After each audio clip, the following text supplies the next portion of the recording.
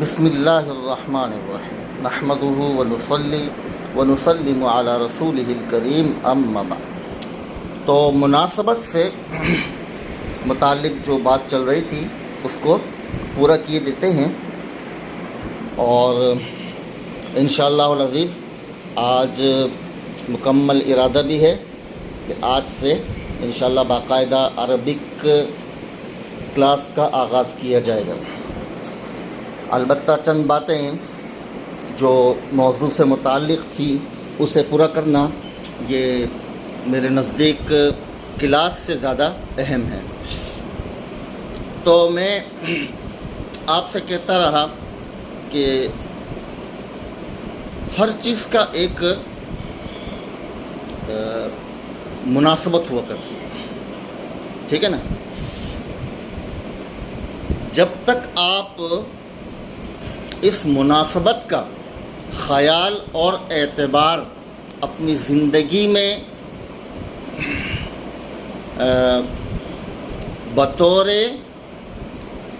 تعمیل کے عملاً اپنی زندگی میں نافذ نہیں کریں گے، اس وقت تک آپ قرآن اور حدیث کو اس معنی پر نہیں سمجھ سکتے جو اس کا معنی موضوع لہو ہے، سمجھے؟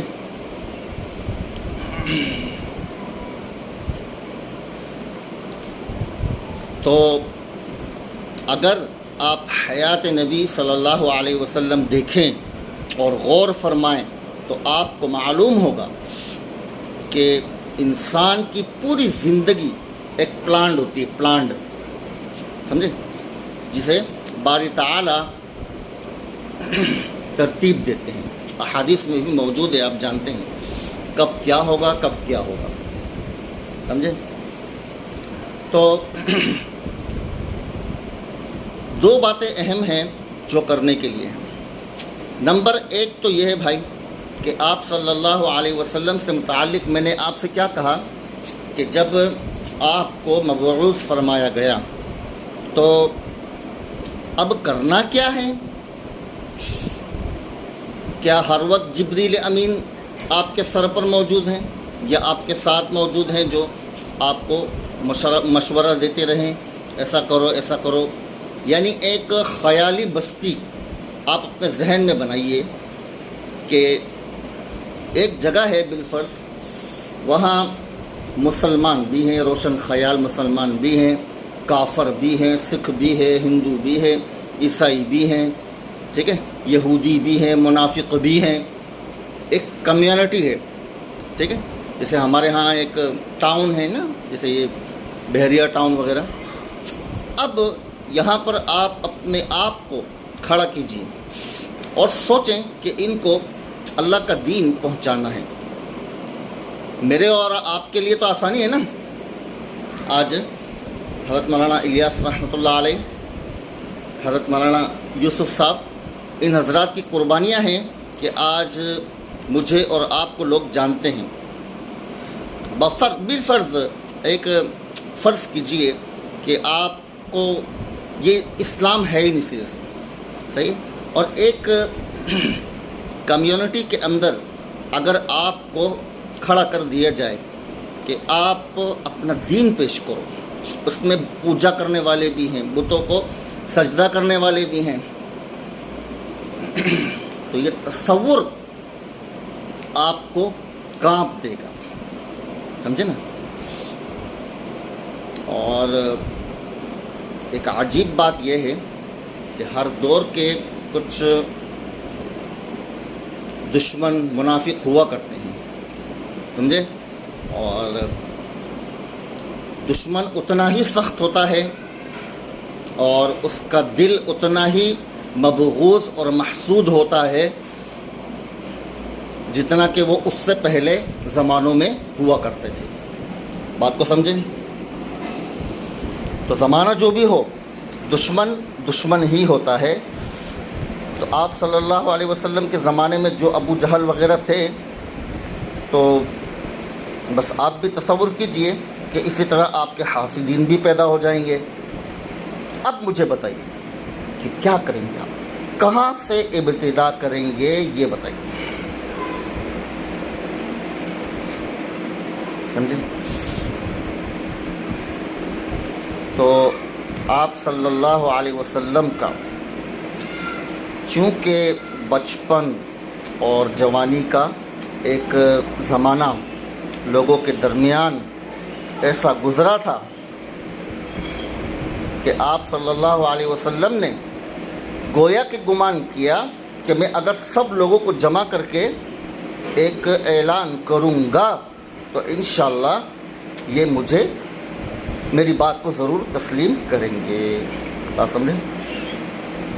لیکن کیا ہوا میں بھی جانتا ہوں، آپ بھی جانتے ہیں کہ آپ صلی اللہ علیہ وسلم نے فرمایا کہ اس پہاڑ کے پیچھے سے کوئی لشکر حملہ آور ہے تم پر، تو کیا میری بات کی تصدیق کر لو گے؟ تو کہنے لگے جی.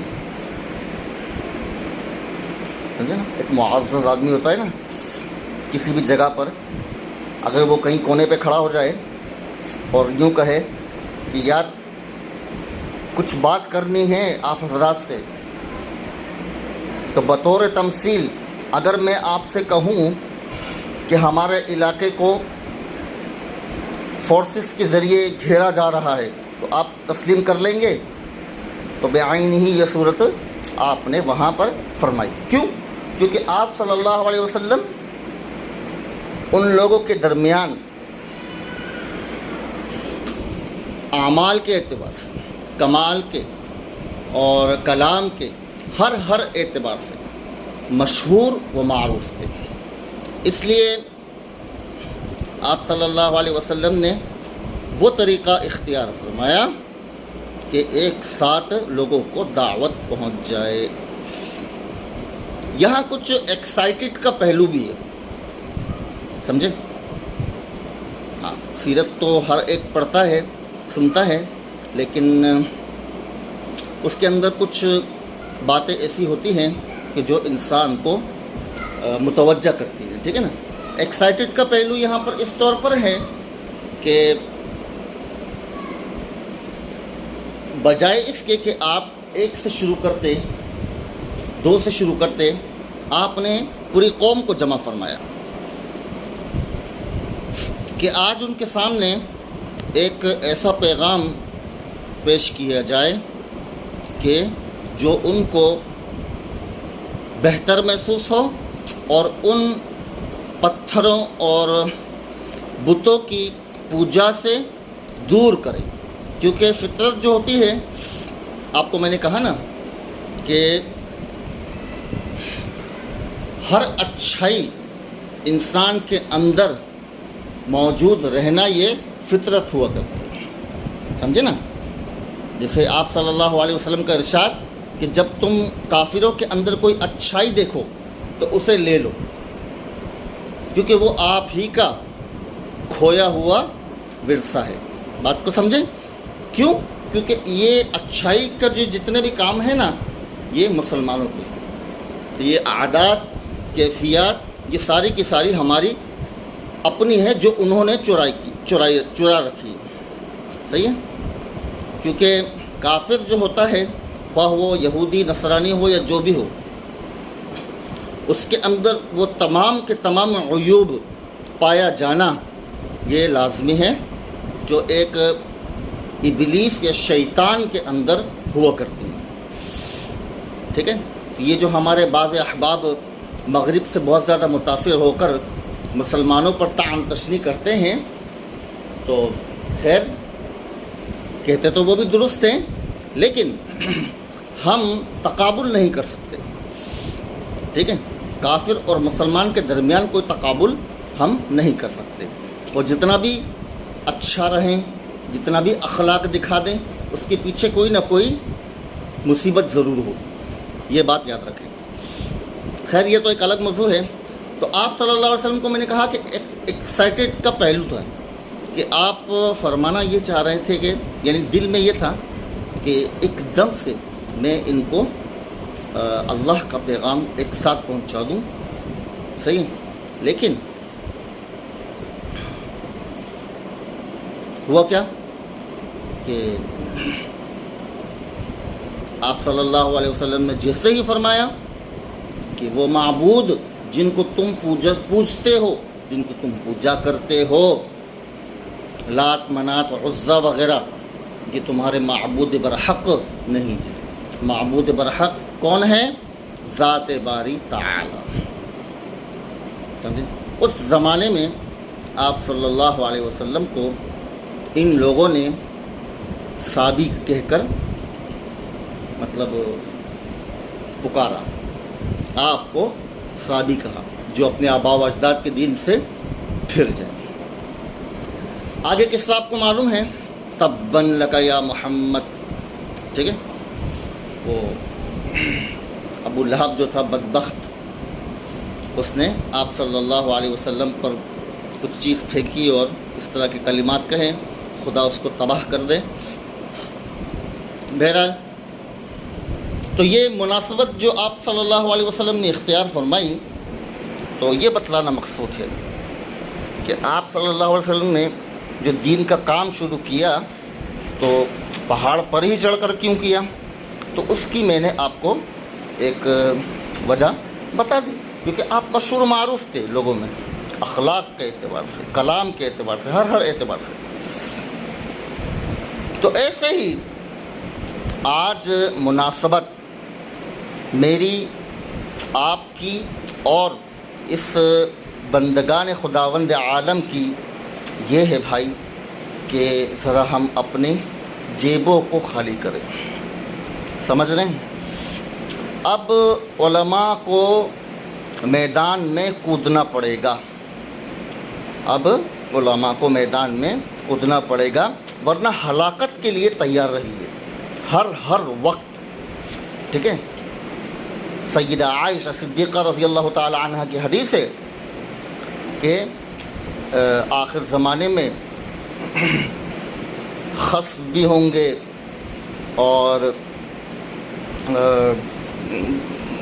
زلزلے بھی ہوں گے، سب کچھ ہوگا، یہاں تک کہ آپ نے ارشاد فرمایا کہ یا رسول اللہ کیا اس میں صالحین ہوں گے اس کے باوجود؟ تو آپ نے فرمایا جی ہاں، ٹھیک ہے؟ تو ہمارے جتنے بھی صالحین ہیں میں ان سے گزارش کرتا ہوں کہ محترم اپنے جتنے بھی اکاؤنٹ اور اپنا جتنا بھی مال و دولت آپ نے جو مدارس کے نام پر جمع کر رکھی ہیں اس میں سے اب کچھ عوام پر بھی خرچ کیجئے۔ آج یہ وقت ہے کہ ہمیشہ عوام نے، مسلمانوں نے آپ کو دیا ہے، تو اب وقت یہ ہے کہ آپ عوام کو کچھ ریلیف دے۔ سمجھ میں آ رہی ہے؟ لیکن سوال یہ ہے کہ ہوگا کیسے، ٹھیک ہے نا؟ اب اتنا حرفن مولا ہے کون؟ اب میں تو میرے بارے میں اگر آپ کوئی خفیہ طور پر کوئی کیا نام ہے جاسوسی کرنا چاہیں تو کر لیجئے، انشاءاللہ کوئی بھی آپ کو غلط بات ہمارے متعلق نہیں ملے گی۔ ہم ہر کام اللہ کے فضل سے سامنے کرتے ہیں دنیا کے، ٹھیک ہے؟ تو میں تو اپنے بارے میں اب کچھ نہیں کہتا، لیکن میں اتنا کہہ رہا ہوں کہ میں تو ایک ساتھ 1000 کام کرتا ہوں، مجھے کوئی فرق نہیں پڑتا۔ تو آپ یہ عذر پیش نہیں کر سکتے کہ میں امامت بھی کراتا ہوں، خطابت بھی کرتا ہوں، بیانات بھی کرتا ہوں، میرے پاس اتنا ٹائم ہی کہاں ہے۔ ٹائم نہیں ہے تو آپ ایسا کیجئے، اپنا اکاؤنٹ نمبر ہمارے حوالے کر دیجئے تاکہ اس امت کا کچھ خیر خواہی ہو جائے۔ خدا کے بندو، آپ صلی اللہ علیہ وسلم کے زمانے میں قحط سالی آ گئی، قحط سالی ہو گئی، تو آپ صلی اللہ علیہ وسلم سے صحابہ کرام نے فرمایا یا رسول اللہ سعر لنا، سعر لنا، ہمارے لیے کوئی قیمت وہ مقرر فرما دیجئے۔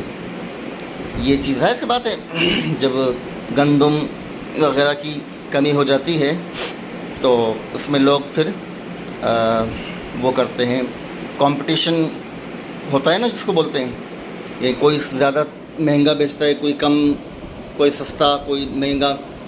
تو آپ نے فرمایا اللہ هو المسعر، کہ اللہ ہی یہ جو چیزیں ہوتی ہیں اناج، اس کے نرخ جس کو کہتے ہیں نا، سعر، نرخ کو کہتے ہیں، تو اللہ ہی اس کو نرخ مقرر کرنے والا ہے. ہماری اس دنیا کے اندر کوئی ایسا شخص نہیں کہ جو خود سے نرخ کو مقرر کرے. تو آپ صلی اللہ علیہ وسلم فرمایا ان اللہ هو المسعر او کما قال صلی اللہ علیہ وسلم. یہاں پر کہنا کیا چاہ رہے ہیں یہ سنیے, یہ ہے کام کی بات. آپ صلی اللہ علیہ وسلم نے فرمایا کہ اس عالم کا جو بنانے والا ہے وہی نرخ کو بھی طے کرنے والا ہے. کیوں؟ وما من دابۃ فی الارض الا علی اللہ رزقها. یہ آیت متقاضی ہے اس بات پر کہ کبھی بھی زندگی میں کسی کو فقر نہ آئے, خشک سالی نہ آئے. ٹھیک ہے نا, کیونکہ یہاں پر اللہ تعالیٰ نے اپنے اوپر لازم کر لیا ہر ایک کے لیے روزی کو. ٹھیک ہے. اب قحط سالی اس کے خلاف ہے. بات کو سمجھیں, قحط سالی اس کے خلاف ہے. اب یہ بتائیے کہ مناسبت کیا ہونی چاہیے. ایک طرف تو وما من دابۃ فی الارض الا علی اللہ رزقها, دوسری جانب قحط سالی ہے. اب دونوں میں کیا تناسب ہے؟